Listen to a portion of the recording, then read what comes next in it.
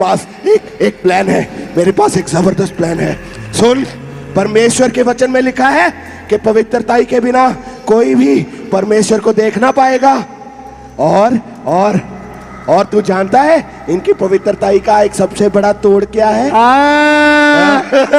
आपका बेटा व्यभिचार। बुला उसको, जल्दी भेज, जल्दी भेज। व्यभिचार हाजिर हो, जल्दी चल व्यभिचार। Yes daddy. हाँ मेरे बेटे व्यभिचार, मेरा सबसे प्यारा बच्चा है तू।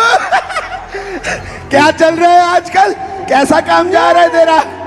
डैडी, मैं अभी पृथ्वी से घूम कर आया हूँ।